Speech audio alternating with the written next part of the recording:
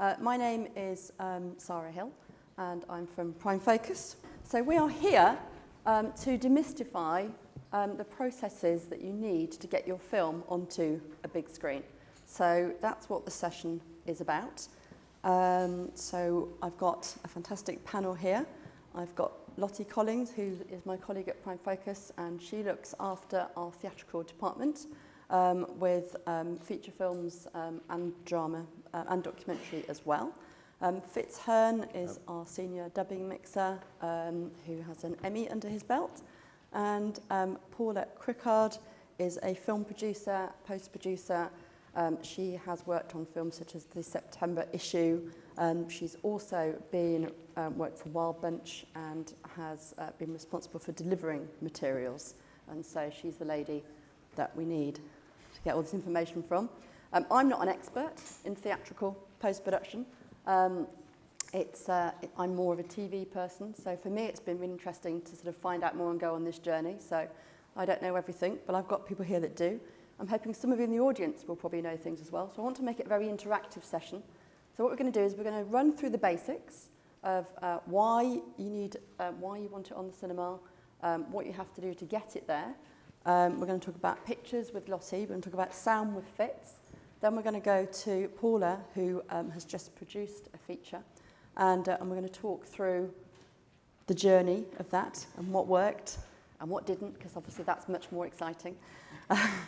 And then we really want your stories and questions. So if there's a term that we use and you don't know what it means, or you've always wondered what something meant and you don't quite understand, this is your chance to ask the stupid questions and go, what does that actually mean? Because we won't mind, because I've been asking them all week. So that's what the session is here for.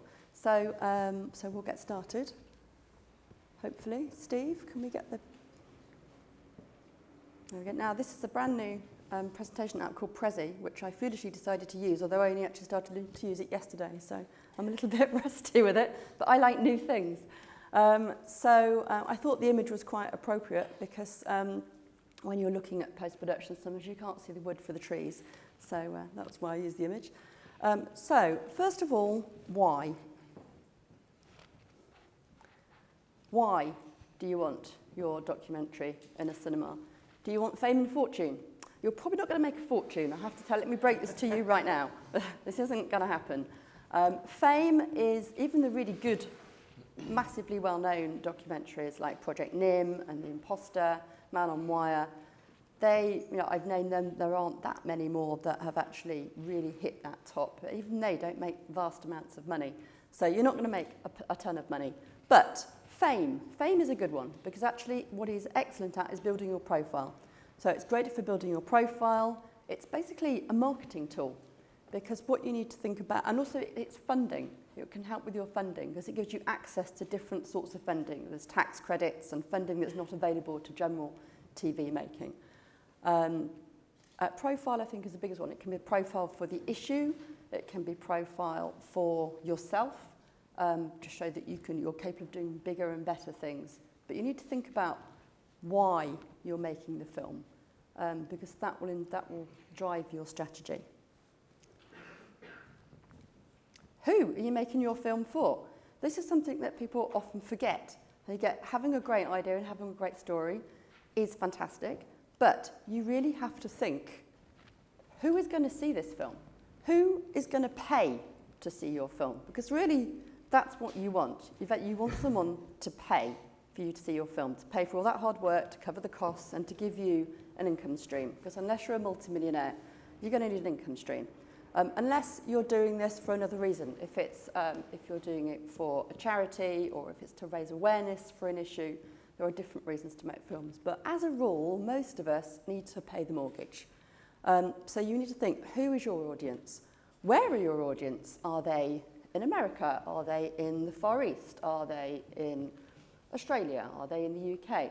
So think about where these people are and what medium are they going to see your film. So if you're making a film that is for health awareness and it's going to be shown in the third world, there's no point really making a DCP, because digital cinema isn't particularly big in Africa and South America, and India is getting there, but even so, you're still going to need film. But if you're making it for the West, then really everything is pretty much digital now. So you don't have to worry about film. But you need to see where they are, and also, why is it a good bet for a distributor? Why should a distributor take you on?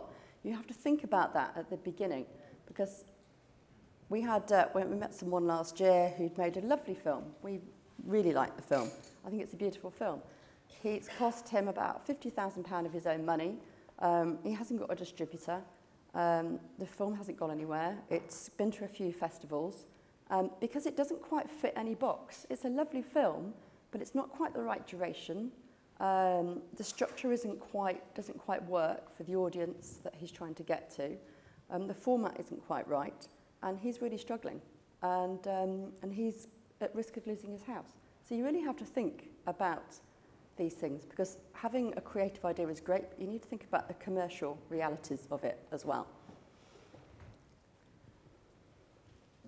How are you going to make your film?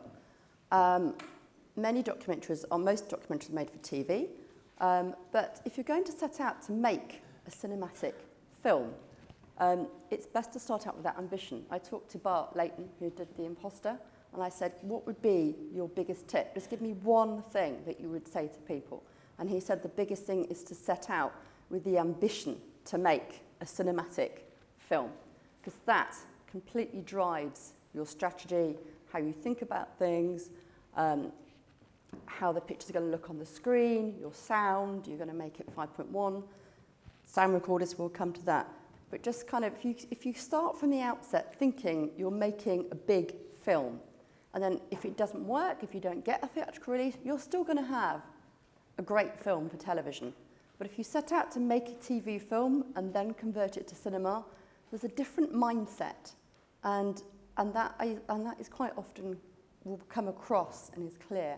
So think at the beginning about making a cinematic film. So you've got your idea, you've got your access, you've got your funding. This isn't about that, so we'll sweep over that huge subject. You've got your budget all worked out in advance. We'll go into that in more detail. You've got your kit, you've got your team, you've got a schedule. Okay, so we're good to go. Budget. Now, this is one thing that most people complete. I spoke to John Smithson and said, what would be your big tip for people making their first theatrical film? And he said, deliverables, deliverables, deliverables. Deliverables in TV, or that annoying bit at the end that costs quite a lot of money. You need to triple or quadruple that in cinematic, because the amount of deliverables you need are huge and they're very expensive. And when you're working with distributors, they give you long, long lists, some of which are wildly out of date and still contain VHS. So you have to, we'll go into that. But clearly, they really do. And film, and so you have to go through and you have to negotiate. Even if you haven't got a distributor, then there are still some basic things that you need, and we're going to come to that and give you a bit of a list. But there are certain things you're going to need. But again, you need to think about where it's going to be viewed, what materials will a distributor need, and what are the technical requirements. Also, you need to think about the afterlife of your film, because a cinema release is only going to be for a limited period of time, even if it's on the festival circuit, or if you are lucky enough to get a national or worldwide release, it's still not going to be on the cinema forever. And so you need to think about where it's going to go afterwards, because the long tail is your income stream. That is probably where you're actually going to make some money, if you are going to make some money. And so where is it going to go next? Is it going to go on TV? Is it going to be VOD?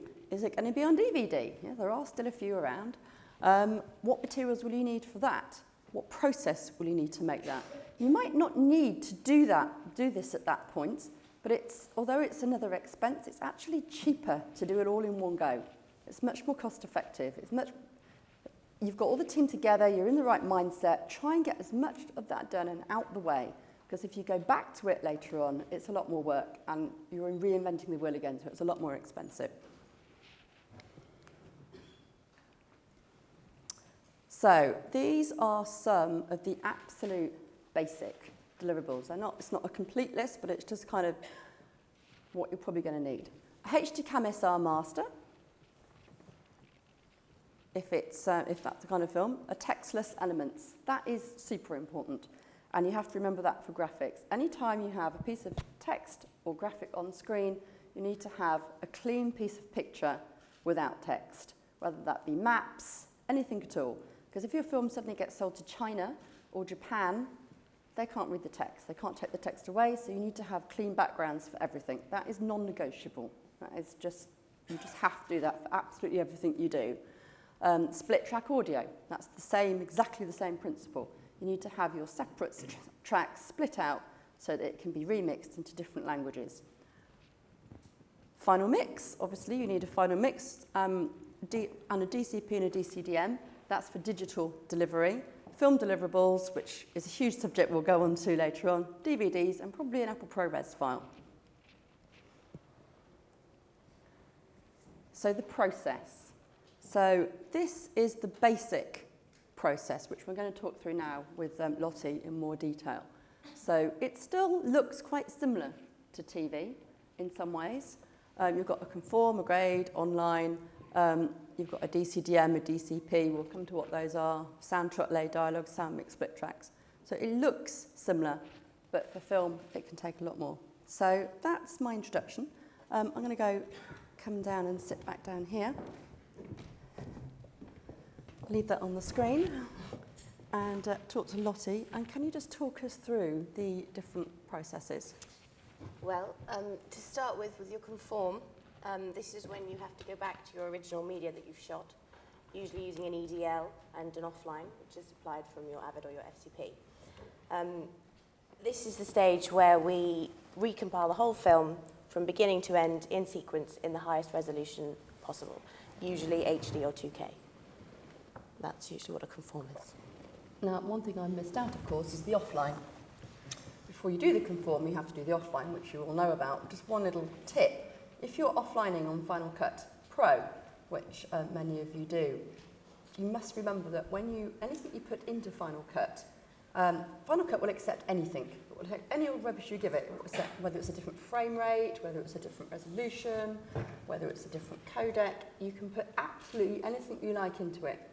Just try and get it out. That's the problem. And also quite often with feature films, you can have different editors. So they can take years to edit sometimes feature films, certainly a number of months, and you're probably going to have more than one editor. So have a protocol of how things work, and convert everything to Apple ProRes as you go in. Don't wait to the end, because at the end, when you are all panicking, you've got a deadline, because there's always a deadline suddenly at the end.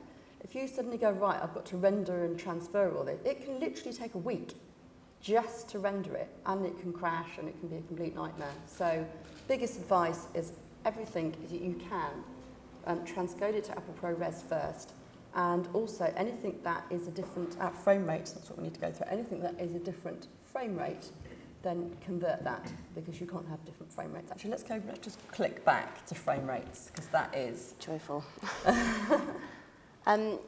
When you're shooting a feature film, we would always recommend you shoot at 24 PSF.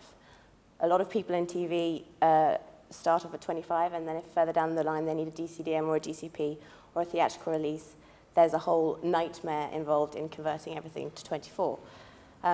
Obviously, with documentaries, often you have a lot of archive footage which has been shot at many different frame rates. When we get to the post-production stage, what we would normally recommend is you convert everything to be 24, and then we do your conform and your grade and the whole post process that way. Is there a difference between 23.98 and 24?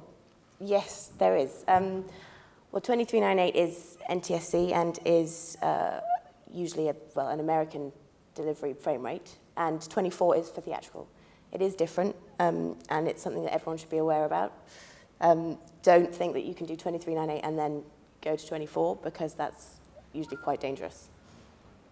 Okay, so let's go back. So we've done the offline, we've transcoded all the footage to the right resolution, which is a marvellous thing, and we've done the conform. Now, how long does a conform take for a feature film? Well, that depends completely on what camera you've used, if you've shot on film or if you shot digital. But usually for digital, we would recommend including the transcode, about 4 hours per reel. And a reel is about 20 minutes of Now, can you talk us footage. through why we're still talking about reels in the digital age? We talk about reels because obviously a lot of feature films still go out to 35mm at the end of the post-process.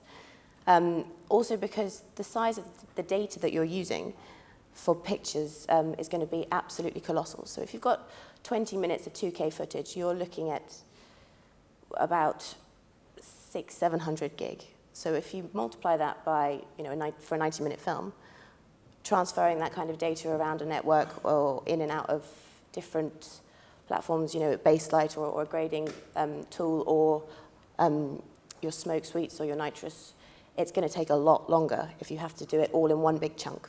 Also, you've got to back it all up as well. So when you are looking at your shooting resolution, you want to shoot in the highest resolution you can afford, but that shouldn't necessarily be the highest resolution that there is, because by afford, you have to take into account the implications of data storage, LTO backups, and also the length of time it takes to process. And if you're working at 4K, it takes forever to move things around. And the data storage costs are phenomenally huge. So do you need to do that, or would you rather spend that money on having a nice grade or a longer mix? So you need to set these off against each other. So a conform can take, between 3 days to a week or so? Yeah. If everything's been shot and the time codes all relink well to the EDL, it can take 24 hours, which would be ideal, because obviously during this whole process we like to split screen against an offline to make sure that everything matches cut for cut. But yeah, 3 days would be the best. And what would you normally conform into these days? At Prime Focus we use smoke, but then of course you've got nitrous, you've got Avid Symphony, you've got so many different tools now. If we're going to work in DPX, and we tend to go with smoke or Baselight. If it's a fairly straightforward film, and without any VFX VFX, and there's not many captions, you can just conform it straight into Baselight, can't you? We use our Baselight Assist, which is the smaller version of Baselight, which just takes all your rushes and your EDL, conforms the whole film before then fluxing it into your grading suite. And then you convert the files to DPX. That's what your transcode is at the beginning So of the what stage. are DPX files? DPX files are just an image. It's an image like a JPEG or a TIFF or a Targa. It's just a different format called DPX. They're much easier to process, the Baselight and smoke. You can have 2K DPXs, you can have HD DPXs. Again, you need to think about, and you can even mix it. If let's say you've got a film with lots of, let's say The Imposter, had red in it, it had archive in it, it had ARRI in it had all different things in it. So you can actually sort of, the red was converted to 2K, but obviously the archive, no point converting that to 2K at that point. So you can just use that in DV to HD, and you can mix them around. So if you've got lots of effects, it's good to go and comp those before you do the grade, because it might affect what you do with the grade once you've got everything. So allow some time before the grade in the smoke. And again, that could take a couple of days, a day, it could take a week. It depends what the effects are and how complex it is. If you haven't got effects, if it's just a straightforward film, then you can skip that stage, you just go straight into the grade. So grading. How long does a grade take? Well, that depends. For TV, it can take for a feature length, for a 90-minute program, could take about 3 days. But for a feature film, it normally takes between 1 and 3 weeks. Sometimes longer if you're Spielberg. And if you're grading for the big screen, there's a different... it's best to grade on a big screen. We have a projection suite.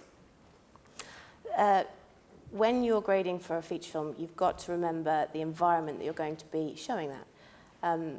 It's already extremely different to television. You've got to consider that it's going to be a projected image rather than a backlit screen. Also, there are two different sorts of grading systems. We have P3 and Rec. 709. P3 is for a theatrical release, and Rec 709 is for TV. The spectrum of colour space for Rec 709 is a lot more limited than that for theatrical. So if you're going to be projecting your film in a cinema, you want to grade, ideally, in P3 colour space, because then you get a much higher spectrum of ability in your grade. And can you explain what a LUT is? A LUT is a lookup table, and we would usually... So history, quick history of a lookup table. A quick history would be, it is... well, film colours, sorry. It's really difficult to explain that in a simple way. That was a bit mean. Basically, well, it goes back to film colour space. It's very different to TV colour space. You've got to admit that it looks at colours in a very different way and processes them a different way. And so basically a LUT was invented so that if you're working digitally in a grading suite, it will actually make it look like it will look on a screen when it's filmed. So the colour pink will actually be the right hue of pink if it was filmed. So you're actually grading what the viewer, the audience is going to see on the screen. It's not actually what your rushes look like, it's what it's going to look like. And with digital, we thought, yeah, hey, great, we won't need a LUT anymore because it's digital. It's like TV, isn't it? No, that'd be far too easy. So there are digital cinema LUTs as well. So that's why you still need a LUT, basically. At the end of your grade, if you are going to, again, thinking about the afterlife of your film, it's best also to make a version in Rec 709 for TV, and that can take 2 days. So at the end of your grade, and normally in TV, 2 days would be enough to grade a film.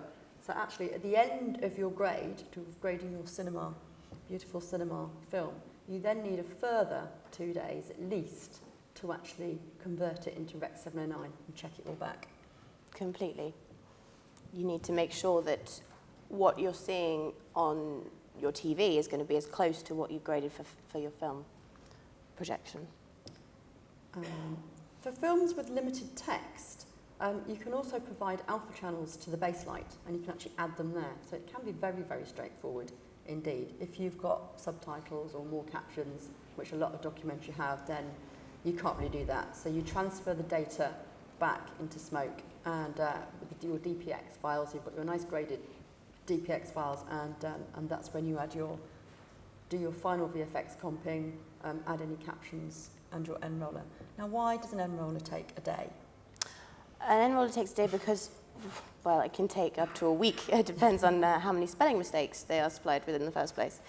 It can take up to a day because what we would do is we'd import the file, we would line it all up, we would check the font, the timings, because you've got to make sure that it's not going too quickly or too slowly. Check it against the soundtrack to make sure it's not going to be against absolutely no sound, or if that's the case, that the sound fades out gently, or however it's been designed. And then we'd put it on the end of the film and watch it through and just make sure it's all perfect and in its title safe area, which is something that you have to be aware of, because for film, there are very few limitations with text. For TV, you've got to bear in mind that things have to be in a certain title safe area, whether it's 16:9 or 4:3, dependent on the deliverable that you're supplying.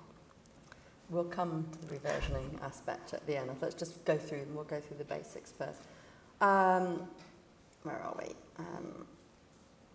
Actually, I'll come back to that. So we're adding the captions and credits. So how long is that going to take? Again, that could take, 3 days to a couple of weeks? Depends on how many subtitles you've got, how many captions. If you've got 3 captions, it could take a couple of hours. If it's a fully subtitled film, then it could take a week. And spelling is really key, because at this point, once you've gone past this process, and we're coming on to what you have to make at the end of that, if you have any spelling mistakes, to change them, you can't just, it's not just like dropping onto a tape. It's going to cost you a couple of grand just to change the spelling of something. And if it's film, you can add a naught onto the end of that. So you really have to be very precise and be incredibly anal about that and make sure it's correct. Okay, so we're whipping through quickly here. We've done the online. We've got a film that's graded perfectly. Oh, de-interlaced. We didn't mention that. If you've got archive, that's a good point. But at the beginning, do not shoot interlaced. And if you're using interlaced material like archive, you have to de-interlace it. Because interlaced material isn't progressive, and so you need to shoot progressive. Everything has to be progressive, and any interlaced footage you have has to be de-interlaced, and that will happen at the conform stage, and that is an extra process and an extra cost. So you want to minimise that as much as possible. Right, so then what? Then what? Well, once the film is completely finished, probably in smoke, we would have to send it back to Baselight in its DPX format to convert it ready for your deliverables. So what do you convert it into? We convert it in Baselight from DPX to what is called an XYZ TIFF. XYZ? XYZ. So the American Z. Yes. Infected us. A lot of people call them XYZs, but a lot of people call them XYZs. So it's an XYZ TIFF, and that then gets transferred to a drive, all in sequence, where at this point we also add the 5.1 audio. And what's that drive called? That drive is called a DCDM. Okay. So it's just a drive with stuff on it? Exactly. That's what a DCP is. So a DCDM isn't a special drive, it's just, that is the name of the... It's like a picture lock. Remember that old-fashioned concept? It's kind of, it's the name for something. Okay, so once you've got a DCDM, at that point, you can still go and forget that you spelt the cameraman's name wrong and go and change it and drop that back in again, although that is still a bit of a pain. Once you've got, okay, so that's all done, then what? Then we would do a JPEG encode, which is when we take the XYZs and your 5.1 audio and we wrap them together. It's called a JPEG 2000, and that is then transferred as a single file to another drive, which is a special drive, and that's called your DCP, which is your digital cinema print or digital cinema package. Depends on which one you prefer. And how much does that cost? That costs £15 per minute of runtime. So that's how expensive things are. But if you look at the costs of 35mm to be projected in cinema, it's less than a sort of tenth of a cost. So you are making a massive saving, even though it's still £15 per minute of runtime. So what we have now. So now you're ready to go into a digital cinema. Effectively, well, obviously when we've done the sound, effectively we'll get to you. But effectively, there's no money left. Oh, you spent it on the pictures. Of course.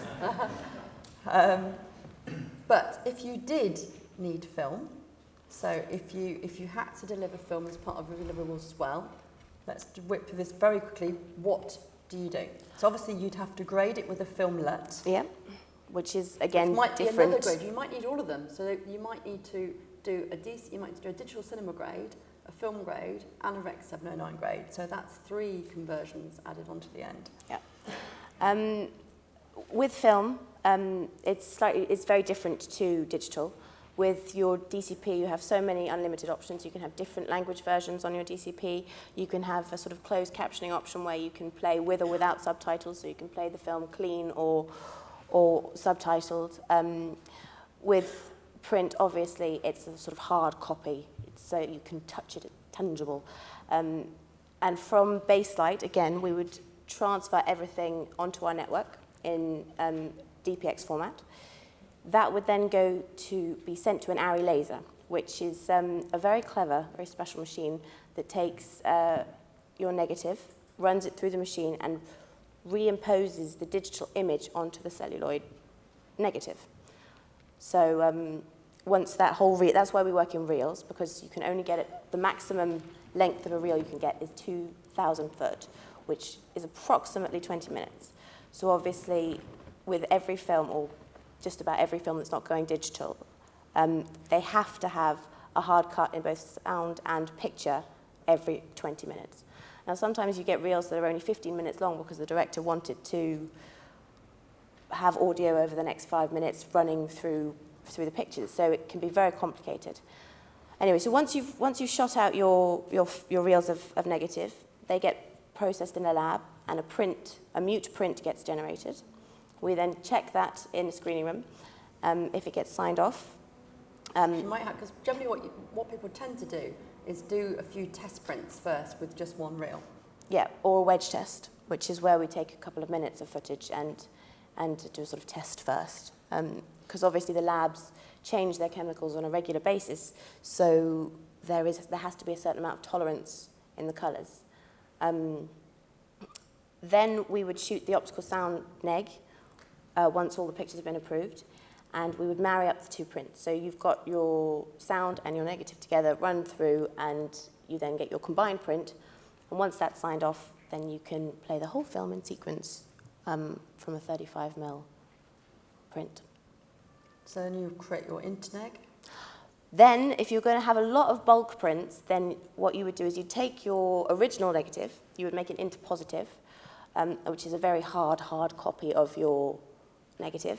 And then from that, we would also create another negative, which is called your internegative. And then you lock your neg away somewhere very, very, very safe. Ideally. And you make all your bulk prints from that. So they get sent off to all your Odeons and your Views and Empires. Okay, cool. Anyone got any questions about any of those processes at the moment? No questions at all. There we go, over here. Can you wait till the mic gets to you? And can you say your name and company if it's relevant? Confirmation before that. It happens sometimes that you are not happy with your editor. The editor is working on the final cut, and you take another editor who is working on Avid. Do you know any solution to transfer from Avid to final cut? You can. There is something called automatic duck. Does it work? Mostly. If the editors know what they're doing, they should be able to. Yes. Actually, this gentleman here might be able to. Do you feel like telling us a bit about that? Try. Okay. Can you bring the mic to the front? This is Simon Ardisoni, who is an editor and film producer. It is very difficult to Final Cut because there are very different formats at basic engineering level. So Avid uses MXF and Final Cut uses whatever you choose to throw at it. They also tend to have very different folder structures, how they store the media. So you have problems with that.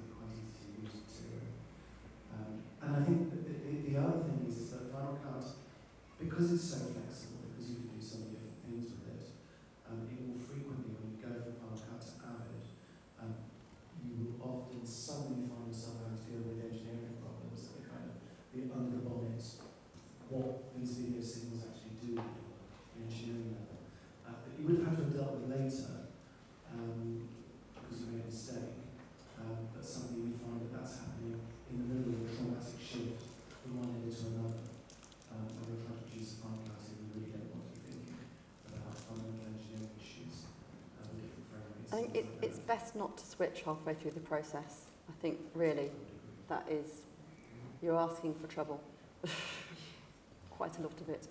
I actually did have one other question about frame rates. Particularly in America, we were shooting at 35 frames per second with variants thereof. How does anyone get to 24 frames per second? When you're going theatrical, I think the majority of people shoot at 24. Everyone shoots at 24. And the Americans don't shoot for theatrical at 29.9 or 30 or 60R. Everyone shoots at 24. What about your archive? If you've got PAL, if you've got 29.97 archive, you just standards convert it. Yeah. But on a good machine. Yeah, on an Alchemist. Yeah, I'm going to come cover that in more detail with Paula. We're going to talk about conversions and reversioning and all that kind of thing. Any more questions? Yeah, okay, gentleman there, Paul. And then that gentleman over there. Hi, you mentioned at the beginning of an edit transcoding everything to ProRes. ProRes, right. So in a situation where everything's been shot raw, is that still the best approach? Because, or you know, shooting raw potentially? Well, it depends if you're going to work at, are you going to work at full resolution? Or are you working from a transcoded, lower res image? So, because Final Cut, you have to I think you have to, it has to be Apple ProRes and Final Cut. I don't think it deals with, I wasn't thinking about Final Cut. you can't output raw, can you? No. I'm thinking about Premiere, where you can work in basically anything. So you can work in editing, or you can, if you've got 4K, you can still, you can view it 4K, or you can view at 2K quarter. You're probably not going to work with 50 hours of 4K though, because it would be glacial. It would take a rather long time. Every edit, every render would take about a week. So I probably wouldn't recommend doing that, because the data, unless you've got an amazingly fast supercomputer, which you're probably not going to have, or anyone's going to have, even we wouldn't have one, certainly wouldn't recommend that at all. But you're not losing a vast amount by... No, because you go back and you conform. Right. So you relink to the raw data at that point. Any question over here? Just a question about costs, really, because obviously we're all expected to supply copies with English language subtitles for distribution internationally. I was wondering, who do the costs of further subtitling accrue to the supplier or to the buyer? So if we're subtitling for different markets... That's more Paula's question. Paula can't answer that one. No, if you were delivering to a sales agent or a broadcaster, they would ask for your original language. If you're shooting in English and there was any other languages that needed subtitle, you would have to give those. If you were delivering a foreign language film, you would have to give an English subtitles and what's known as a spotting list, and that is something that the subtitling lab will create.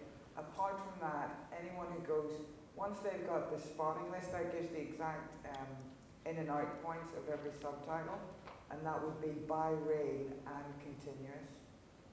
And then from that, the different territories who bought the film will be able to do their own translations and match the spotting subtitles, which are numbered with the translation, so that it matches up. So that's another deliverable then, the spotting? Not for it.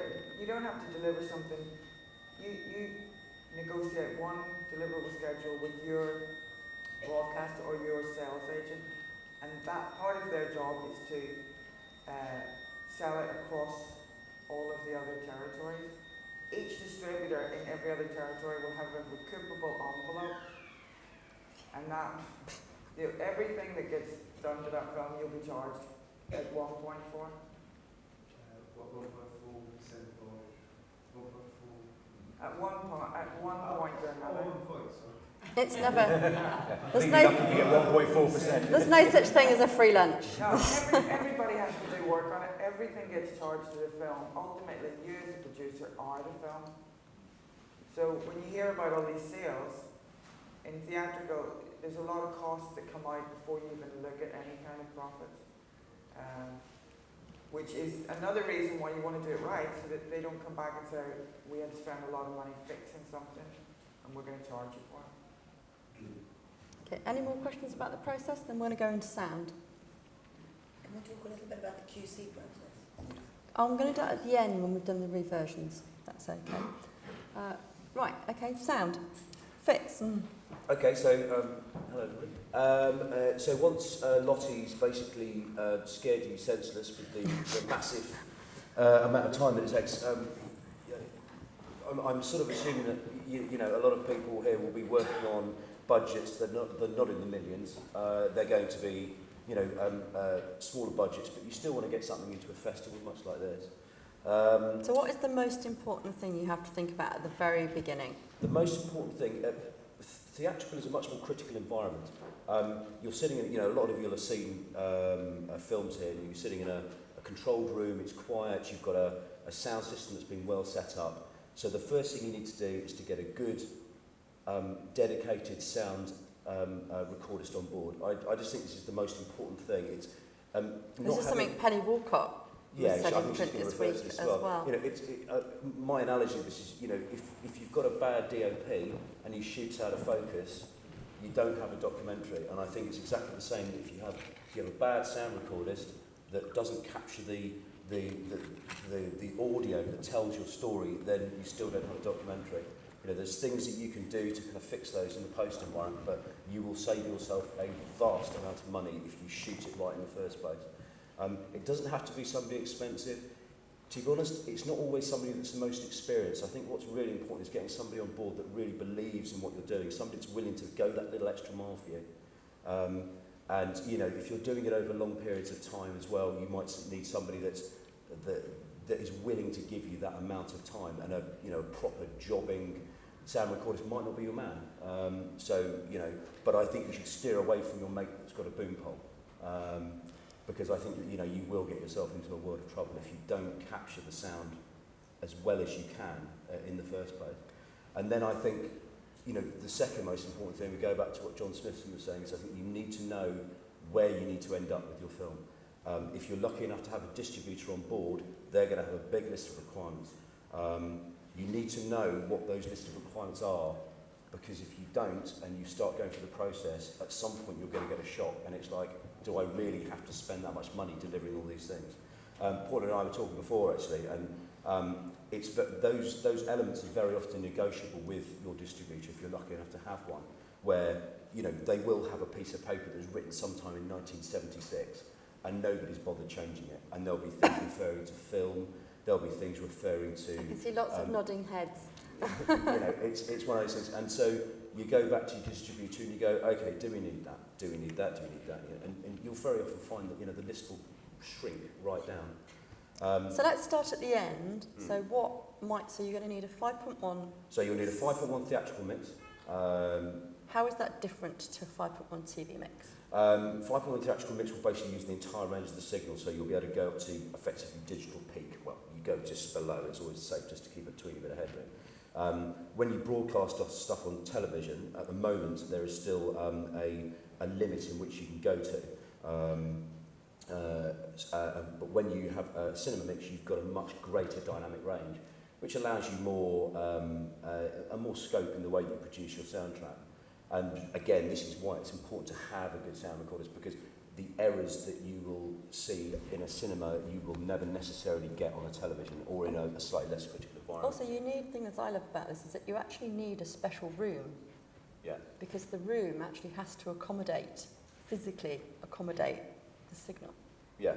Talk about that a bit more. Well, one of the things that you'll find is, you know, doing stuff for theatrical is more expensive because the technical processes you have to go through, the size of the studio, all of these things, there's just more of it. It's a bigger room. You know, if you're in a city like London, you know, that room costs you X amount of money per square foot. That has to be passed on in some form.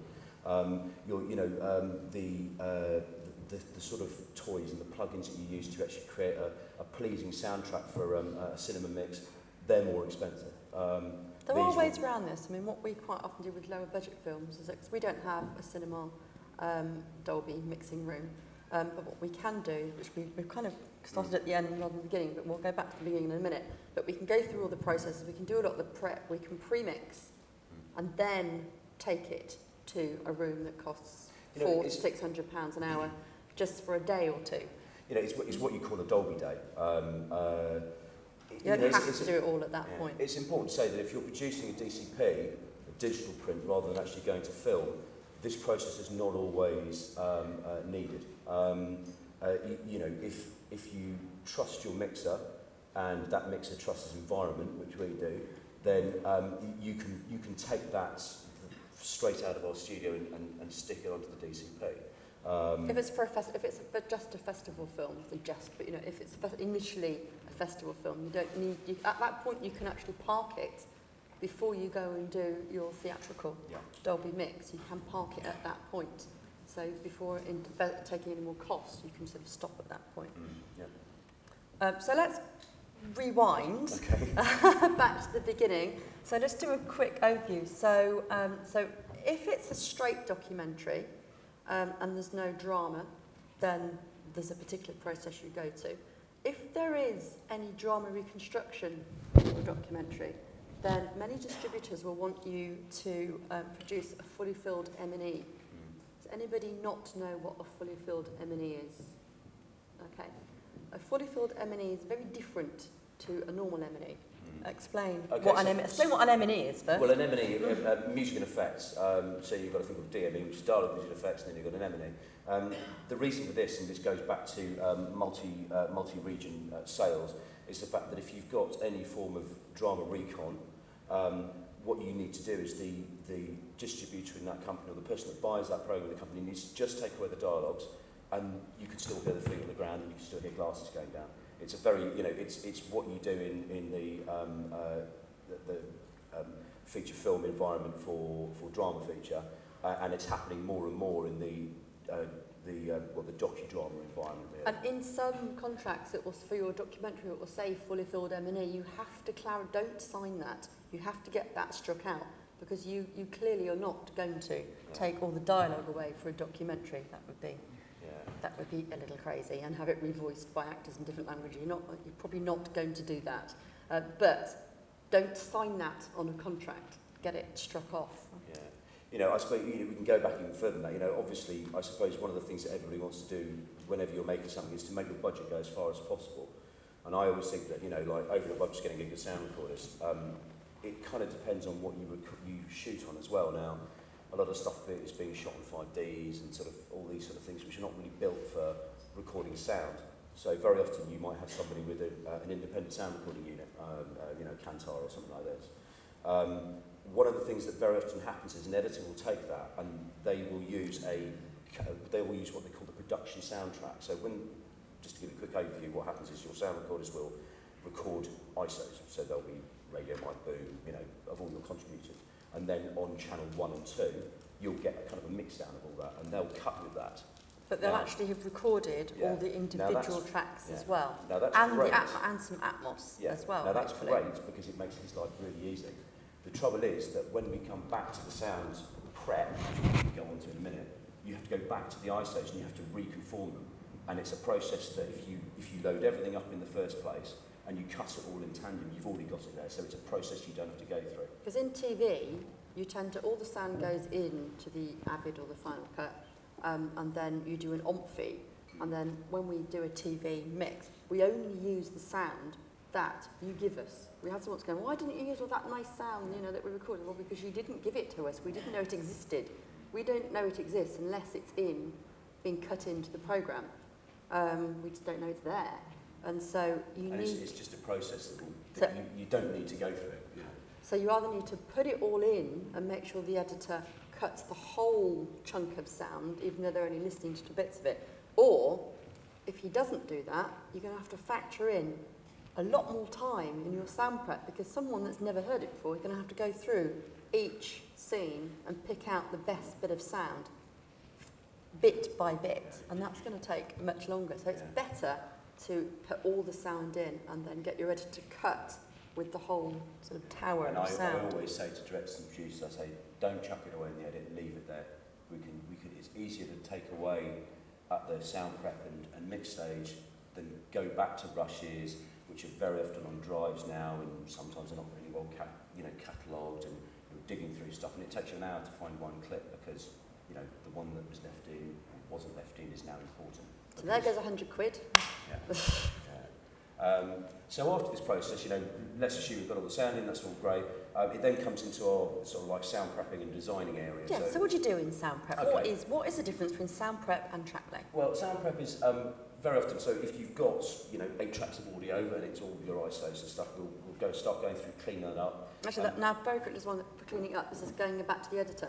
If you've put all the tracks in, some editors are very neat and they'll put all the sound on. They'll put voiceover on channel 1 and they'll put mute, and then you get other people that go, oh look, there's a hole. and we have to go back and deconstruct that. So sometimes if your editor's untidy, or you had like 4 untidy editors, they've got sound here, voice there, effects there, it can literally take between half day to a day simply Sometimes longer. to get it all in the right order. So that's not creative, it's not bringing it to your film, it's just because someone's been lazy, that's going to cost you probably £1,000. And the reason for this, and a lot of people say, why do you have to do this? It goes back to your deliverables. Because if you need to record out a line of comment, you need to record out your dialogue, you need to record out your effects, and you need to record out your music, they need to be on blocks of tracks so that you can route those, you can create a signal path.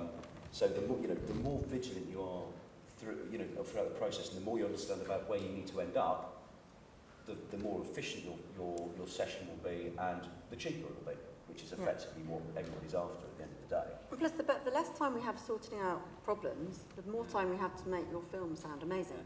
Yeah. Okay, so track lay and prep. Okay, so once we've gone through and we've got the OMF, and also, you'll find that on an Avid, you're frame bound, so you can't edit in less than frame boundaries. Whereas in audio, we can go down to samples, we can grab little bits, you can draw clicks out. Those are all the sort of things that we do in the sound prep to kind of neaten the sound up as much as possible. This goes back to the whole idea that, when you're watching something in a critical environment, that little click that you don't really notice on the TV suddenly becomes something that really annoys the audience. That little bit of hum underneath, all of those sort of things, they need to be cleaned up as much as possible. So that's effectively what we do in the sound prep stage, and we order everything. And then we'll move on to actually kind of like creating, more sound around that environment as well. This is kind of commonly referred to as sound design. This will be, depending on the kind of documentary you're working on. If it's a very sort of fly-on-the-wall documentary, you might not need a lot of that. It will be kind of atmospheres to augment, scenes where, So can you just explain, there's some students here as well, explain what Atmos is? Well, atmospheres. So everyone be completely quiet for a second. So you can hear the projector. I don't know if you can hear the projector behind us. Yeah. You hear a bit of traffic. And outside it's as the well. room noise. Yeah. Outside as well. I don't know if you just heard the siren went off and the bell went off and stuff like that. These are all things that you depending on what you're trying to create, and actually where you shot as well. You can use these sounds to make to create a feeling. You can almost paint a picture outside of your field of vision on your screen by using sound. And if you do need to re-record some sound, you need to put the room noise behind it to make it sound real. So it's good to have some wild tracks. Yeah.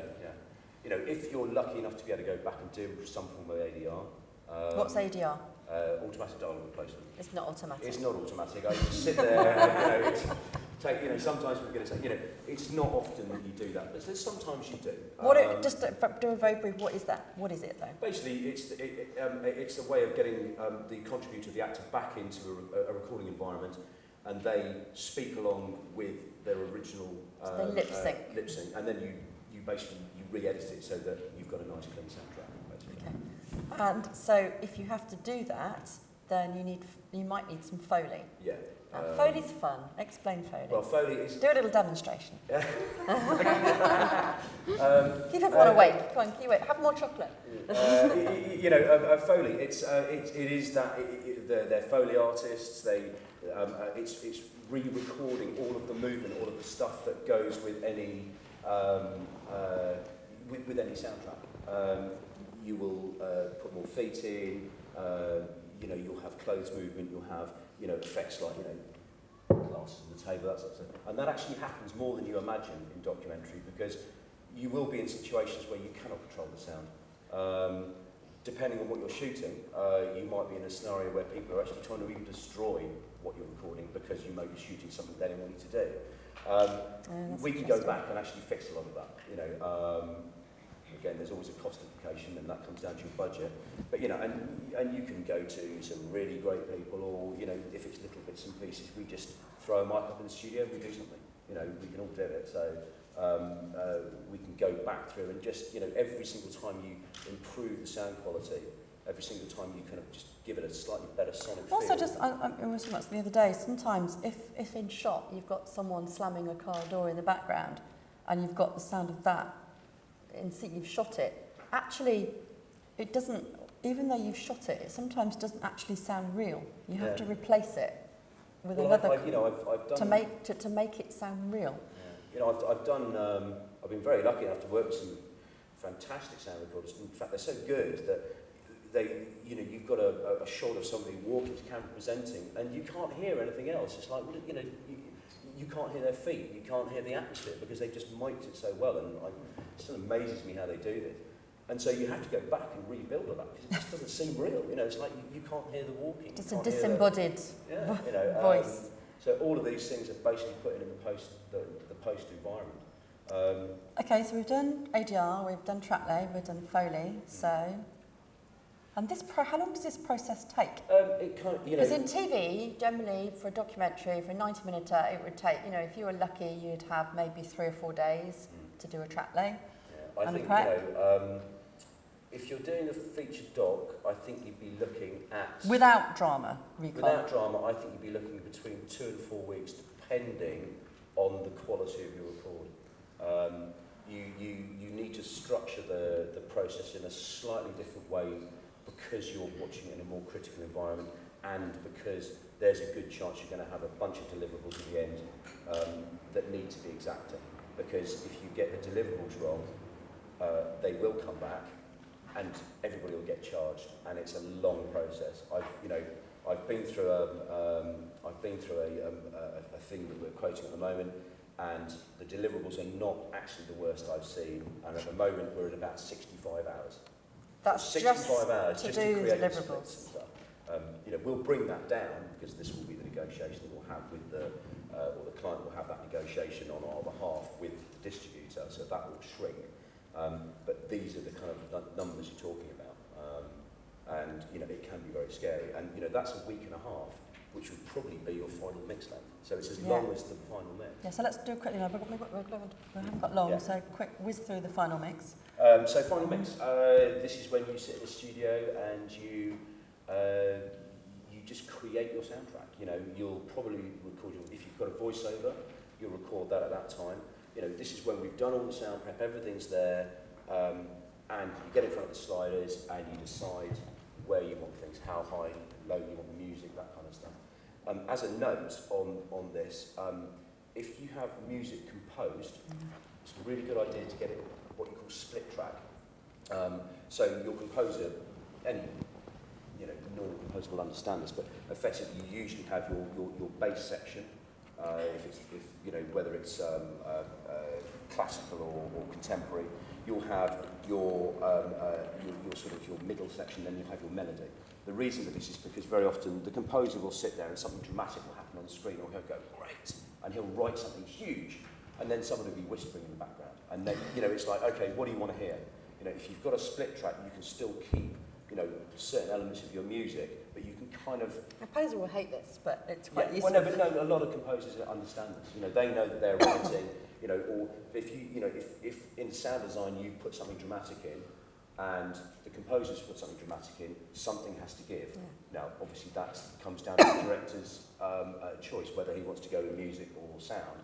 But if you've got split track, it means that, if it's a big crash on one of the channels, you can kind of pull that down. Effectively, your split track will probably be over three stems, and if you put them all together, they will create the final mix. So basically, there's lots of words. So split track, stems, they're basically the same thing. Yeah. And so they're separate. Voice, separate. Effects, separate. Music, separate atmospheres. It's all your sound split out into separate bits. And that's what split tracks are, or they're called audio stems. It's the kind of stuff that you need to deliver, but you'll never really use unless you go back and recut your movie. In which case, sometimes... Or it's reversioned into a different language. And trailers as well, all that. Yeah, lots of different. Okay. And so at the end of all of this process, we effectively create a file. It's a BWAV, it's just like a CD, but it's just data. And we'll give that to Lottie's department, and they'll basically sync that up with the film. There'll be a gate mark on it, and away you go. You'll almost certainly need to have, actually you may need 3 mixes because you may need a stereo mix. Yeah. You'll probably want a 5.1 TV mix, may as well because you're pretty much halfway there. Then your cinema 5.1 mix, so you've got 3 mixes there. Simon? Can you have the microphone, please?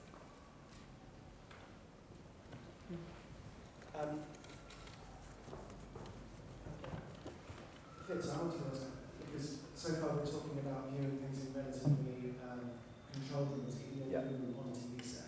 But now we are making films that are sold on iTunes. Someone's going to download it, then look at it on their iPad or their iPhone, on the tube or on public transport. How does that, I mean, do you recommend doing a completely different mix from that? I don't think you have to do a completely different mix. You just have to know what the listening environment. You know, there is a little bit of a weird thing that, you know, if you're listening to it on an iPad or something, you're probably going to be listening to it on headphones. Now, your headphones are actually going to be a lot more critical than you possibly imagine. It's actually more like a cinema environment. Yeah, you know, very often I'll do reviews on things with headphones because you hear things on headphones that you don't always hear in the room because the ambience of a room actually covers things up, which is why reverb on vocals makes them sound better. So, you know, obviously it's worth knowing that that's actually a deliverable, you know, that there's a possibility. And also, levels change. You know, to be honest, you want to be able to, you want a stereo mix because you know, unless you've got 6 ears, and you can literally go to digital P. You want it as loud as possible for any form of internet or any kind of smartphone because, you know, you want to get as much level out of it as possible, really. Oh, that's good. I like the 6 ears. That's a really good point, actually. Why would you need that? Okay, great. Thank you very much, Fitz. We've got half an hour left. Are there any quick questions about audio? We're going to have to do more questions at the end. One at the back there. Can I have a mic down the back? Just shout. No. I'm recording it. They need it on microphone. Thank you. Ooh, got myself out with it. I got really excited actually when you mentioned ADR because I'd only ever assumed, using that in a drama situation. Yeah. But I wondered if you ever use that for factual contributors because in particular, I've got courtroom footage where the footage I can't replace, but it was done in a recce on a low budget and the sound is shite. Yeah. And I'm thinking, wow, could I get them to reread the court transcript? Yeah, you could. You know, I've done stuff where, it does tend to exist in the drama sections of things, but you know, I think as long as you don't try and trick your audience, I see no reason why you couldn't go. Yeah, you'd have to make it clear. Yeah, but you know, if you can't hear the footage but you know what they're saying, you could get actors in and redo it, and I don't see why that would be a problem. Right. And it wouldn't be. Yeah, I would say as long as you're not trying to get people to lip sync with the real people, you know, I mean, if it's a voiceover, if you can't really see the lips, because it's hard enough for actors to do this, but to get contributors or different people, it's. I'm not sure I'd suggest it with contributors, but I think if you need to tell the story and you want to use the real pictures. Use an actor. Yeah, you know, I have these sometimes bizarre situations, and I think all of them, Simon even remembers this, it's like, you know, you can use somebody's image, but you can't use their voice, and it tends to happen with American TV presenters. So we get somebody else in to actually replace that. Yeah, I did that with you guys recently, and we got some archive, and we could use the image, but we couldn't use the presenter's voice, so we just got an actor. And then put some nice special effects on it to make it sound like it was coming through TV. Yeah. So you can do it. You know, you obviously have to be, you know, journalistically, you have to make sure that you don't start getting into kind of like grey areas of tricking the audience and not being true to the subject. But it's, you know, it's a technical process. You know, if you've got a good actor or even a good contributor that's willing to give it a go, you can very often. Also, I think it's much more accepted these days. Yeah. People are much more aware of techniques. So if you just say, you know, you can even refer to it in the commentary or something, and just say, right, well, this is revoiced to make it clearer. And very often, if you're doing something that's really contentious, you know, you might revoice your contributor anyway. And very often, it's like these words are spoken by an actor will pop up. You know, a lot of people choose to make that sound very voiceovery. But, you know, you can do whatever you want. You know, we've Okay, got to... hang on, we need to, Oh, God. we're running out of Paula time. But thank you anyway. All right. Right, okay. So, Paula, you've been through this process many times. We've recently worked on a project with you, so I just wanted, we've got some clips to show as well. So I just really want you to let you, of everything we've spoke about, just pull out the bits that you want to explain, and maybe talk a little bit as well about the reversioning aspect of it all. I mean, first thing I'd like to say is one of the jobs I did was I worked with a sales agent, and I was responsible for accepting, for acquiring materials from filmmakers. And if it's not right, you will get rejected. You know, there's films that they've seen at festivals that they thought, this is a fantastic film, I love it, and you know, they watch it on a DVD, and then whenever I went to collect the materials, they couldn't do it. They couldn't deliver me that film, and instead of, you know, and that is an awful place to be as a filmmaker, where you've got the interest, but you've made the mistake and you can't actually deliver it. So this isn't just, you know, an ideal situation. This is the real situation. If it's not right, it will be rejected. You will not get your money, and you'll not get distribution. So I just wanted to make sure that was clear to everyone. So nobody will see your film. Nobody will see it. It would be tragic. And you know, I think like one of the things I like to do is my preference is to come in at the very beginning. I talk to everybody here. I'll talk to in not just Prime Focus, but wherever it is. I've recently worked with Prime Focus, and they were excellent. And if you I didn't pay her to say that. no, but maybe just a bit. I'll show you some clips of that in a second. But if you just have that dialogue at the beginning and say, I'm going to do this, I'm going to be shooting in China, I'm going to be shooting in America, I'm going to be shooting here, I'm going to be using different crews, you know, a good post-production supervisor will sit down and go, watch out for this, make sure you do this, just be aware of this, and give you, I mean, what I generally do is I do like a little flow chart, and if you're using, you know, some of the nice cameras now, like the Alexa or the Red, if you're fortunate enough to have that, you need to get a really good DIT. So I just think... What's DIT? A DIT is a data imaging technician. Oh, right, yeah. Or you need to hire a Raptor. Which I'll Or tell a you. Raptor. Yeah. But, I mean, like, so there is, ultimately, if you prep well, with anything to do with producing, as you all know, you prep it well, you don't have the problems. And, you know, as I'm going to show you in a second, you can take, if you allow yourself, if you've done everything well, and you go into the grade and the audio with really nice sound, lots of wild tracks, instead of wasting time just fixing tedious nonsense, you can actually be really creative and take your film that you're really proud of and just throw it up to a whole new level. It's an incredibly creative process. So, can we show one of those clips? So this particular, if we can just wait for 1 second. This particular film was brought to me. This is called? It's called Forgive Us, and it's by a director called Anthony Hayden West, and it was his first feature film. And he came to me almost at the end of his offline.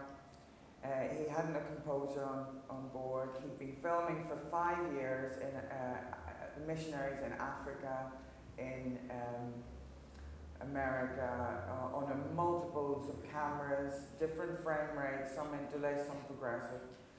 When I came to... Some PAL, some NTSC. Yeah, I mean, it was just everything. And there was even one particular camera that you could only play that format on that Canon. It was a Canon CinemaScope format, and you couldn't even play it on a mini DV player. It was, we had to get the original camera back. But he'd been working with several editors, and the most recent editors had put everything in Final Cut Pro. And there we are, exactly what everyone's talked about, this project that had multiple issues with it. So what I'm going to show you, I can't even remember what these clips are, but I think I'm going to show you an example of, this is ungraded, this has got the audio, the old awful audio, it's ungraded, and it's, there's quite a few errors in this, so if you can play the clip. Can we turn the lights down? Yeah, can you turn the lights down? It's not really good. There we go. Right, you can pause it for 1 second.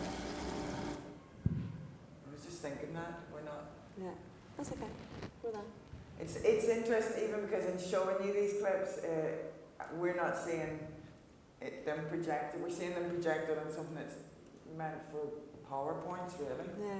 Yeah. So even in showing you these, I'm not sure how much you're going to see of the errors and the differences. So this was the old one. This is exotic missionary food. So we've got 3 daughters, Rachel, Sarah, and Emma, who have lived with us in Pakistan and Bangladesh. Before that, we had lived for a year in Uganda as well. $200 I gave you. Gas is expensive. It took a while to get up there. No, this isn't that. This is my own. It took like, I want my change. Okay, I'll get it, but this is not it. Calm down. I guess when we came back and I kind of I got really good friends and I saw how their parents worked and the kind of jobs they had, and I realized how strange our family really is. Is there anything else? Do we need to take this too? Anytime we're in another country, he fits in, so he never really makes it awkward. He comes down to their level and isn't really speaking down to anybody. Chicken grabber. When he's in Pakistan, he goes to the mosques and prays. He becomes one of them. I see my dad's work as being motivational and being good, but I could definitely see the other side of it and see how having an outsider come in and tell you your beliefs are wrong, you need to be doing this. I could definitely see how that would be really, really offensive. Let's pray. No, I brought this one out for myself. Let's pray. Lord, thank you for this food and this day and time to be together. Thank you that Tim could be with us. So on that, there was quite a lot of errors. I don't know if anyone noticed anything. Did anyone notice anything particularly bad? Yeah, a lot, right? So I'm not sure. But there was a lot of, there's this weird kind of flickering, and most people, you would look at it and you think that's the lights, the fluorescent lights, because they can create a real flickering on your, when you're filming. So that's another thing to be very careful of, fluorescent lights. It wasn't actually fluorescent lights. What it was that there was a light behind the ceiling fan. So it was going around and it was creating this flickering. And so it wasn't something that we could fix through general methods. But there was a lot in that. So what we had to do with that is we did the audio. There was a lot of work on the audio. On this particular feature, we ended up spending about 6 to 8 weeks. Now that, the guys who were doing the audio say, we'll help you out in this. And so it wasn't like a concentrated 6 to 8 weeks, but I'd say it was a full 5 weeks of concentrated work on it. And what was the sound house? That was Pure, did that. And they did, that's the thing, Pure, they're quite a commercials, they do a lot of commercials, but I've done a feature drama with them, so I sort of said, guys, do you want to have a go at doing this documentary? And they were able to do it at a really reduced rate, and what they did was one of the guys who worked there, he did some stuff at home, but he always had the audio suite to come into to test things out on. So, you might think with domestic software and stuff that there's a lot available, but really, if you don't have the controlled and proper speakers and environments, which cost a fortune, it's not going to sound right, it just won't. Right, so if we can dim the lights again, and we're going to play the next clip, and this is a split screen, so we've split the bit that's been graded. We did the grade at Prime Focus, and I have to say that Tom was a genius. Tom Russell. It really was. This film, it came to me, it was hard to watch, and when we ended up projecting it at the BFI, Roger, the projectionist, who's watched hundreds and thousands of films, said that's really well shot. Really, and I was like, Tom shot it, but because the images were there and they'd been shot, I'm not blaming the people who shot it because they'd been working under extremely difficult circumstances, heat in Africa, moving, lots of reasons, but. So if we can play this. How long did it take to grade? A couple of weeks? We ended up doing about 8, and I think they were very good and give us a few more days that I won't mention. So you can see the screen split. This is exotic missionary food. We've got 3 daughters, Rachel, Sarah, and Emma, who have lived with us in Pakistan and Bangladesh. Before that, we had lived for a year in Uganda as well. $200? Like, you guess it's expensive. It took a while to get up there. No, this isn't bad. This is my own. It took like, I want my change. Okay, I'll get it, but this is not it. Calm down. I guess when we came back and I kind of like, I got really good friends and I saw how their parents worked and the kind of jobs they had, and I realized how strange our family really is. Is there anything else? Do we need to take this too? Anytime we're in another country, he like fits in, you know, so he never really makes it awkward. He like Can we comes turn the down, sound down a bit on this one? down with anybody. Do you want to talk about When he's in Pakistan, he goes to the mosques of praise. He becomes one of them. I see my dad's work as being motivational and being good, but I mean, I could definitely see like the other side of it and see how having an outsider come in and tell you your beliefs are wrong, you need to be doing this. I could definitely see how that would be really, really offensive. Let's pray. No, I brought this one out for myself. Let's pray. Lord, thank you for this food and this day and time to be together. Thank you for Tim to be with us. Okay, we've only got about 5 minutes left. Okay, Afterwards, if you want to, we'll be outside. So if you want to ask us any questions, come and talk to us. But Okay, we'll quickly show the other clips then. I'm just going to let the other clips.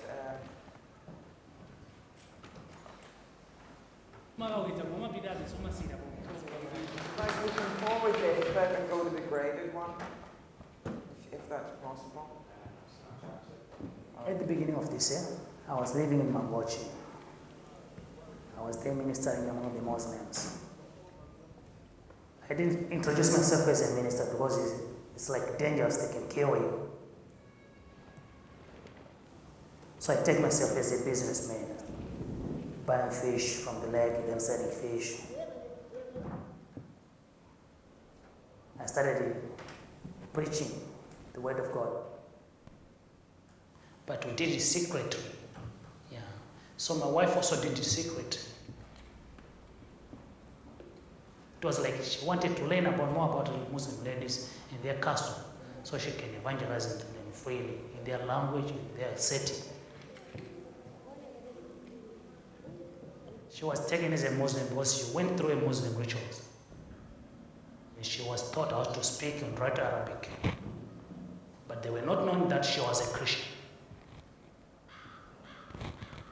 When we were doing this evangelism, we ended up converting one of the daughters of the sheikh, the Muslim leader. so what are we watching here? So this is the ungraded. I can't just forward it. So with the next clip that's going to come up, we'll show you the split screen again between this next clip that we're going to see. So it's split. Yeah, there's a line top in and bottom, I think. Yeah. At the beginning of this year, There's a line in the I was middle. living in Mangochi. Yeah.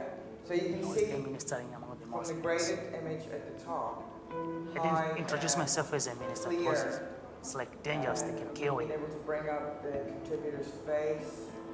So I take myself put a as a nice little business, vignette on this to make it look buying like fish from the lake, then this is selling all that fish. we've been speaking about in the past. And just generally, actually I didn't think about this when I was doing this, the projection screen that we're looking at here isn't really giving us full value of what was done. But also with this lady in the background, so we were able to blur out her face. And on the base light, when you're doing all of this with the grade, you can really go into each scene and individually really reshape the images so that they're able to tell your story much more clearly. And also, we were able to go back and we had to take a lot of the archive, not the archive, a lot of the footage and reconvert it. Now, I was able to get some deals on that, but generally once you've gone into the baseline, once you're in your final images, what happens is that the audio and the picture post happen separately, right?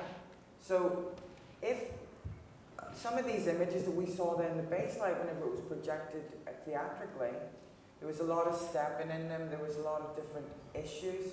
I think you can see with this one here, there's a really obvious stepping.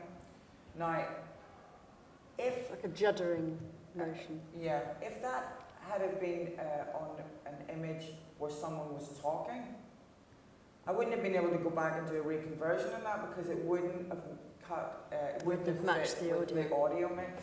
When you're doing a conversion, it's best to use, they're expensive, but a lot of specs actually insist you use something like an Alchemist or a Phoenix, and they convert the signal in a certain way that keeps the best of things. Yeah, I mean, I think like really the most important thing is to keep that dialogue going. Most post-production facilities, Prime Focus, were fantastic on this particular project because they understood the issues and I understood the issues. So we were able to have a dialogue together. It's best to be honest. Don't try and hide. If someone's screwed up, it's best to go, right, okay, we've screwed up, this is a mess, what can we do? It's That's better the to best know the problem at the start because then you can approach it in a different way to a normal thing, and you can try and fix things before they become an issue. And we can prioritise, because not all problems are fixable. So you can go, right, okay, are we going to spend time and money on that, or that? Let's work out what the priority is here. And some things you don't necessarily need to fix. Sometimes it's not, you don't have to have a perfect image. Might not be necessary for the story. It's better to have perfect sound. So sometimes it's an either-or situation. And even, like what you've got to remember is each different territory, like Germany would, even now, they would still reject this, I can pretty much guarantee. But I know now that I've been through that process and I've been through all of that, I know exactly every reason why every scene is the way it is. I've checked out where possible. I've had to go back to the original rushes. And actually put that, you need to note that down so it goes with the film so people know that you've tried to fix it and this is the best because there's a reason for it. Like, why do that? Can we do that? It's like, no, we looked at that a million times, but actually this is the best it can be. So you need to document that and have that available. Yeah, and great notes and paperwork. I know they sound a bit dull, but this process, as Sarah said earlier, especially in documentary making, can go from one country to the next, to another person, and most importantly to the person who's buying it. So they need to know. When I was handling films and getting them at Wild Bunch and El Driver, I would constantly look at something and go, well, why is that there? And by this stage, everyone's gone, the post-production supervisor, everyone's gone, and it's just you, the producer, or the You can even put stuff on a website. You can have a little blog thing on a website, so if someone buys a film, they can go and have a look and look at some of the issues you have making it. Yeah, or just make notes and pay for a QC when you're doing your material. Yeah, we didn't go to really a QC. Important. That's What's a QC? Explain what a QC is quickly. A QC is a quality control report of your finished master. It does cost money because it takes the QC guy or woman will be going through the film pretty much frame by frame and checking it. That's so important because at the end of wherever your film goes from there, I've got that QC report, I've got my notes on it. Why is this swirling happening here? Because it was interlaced and we can't get back. It's all there.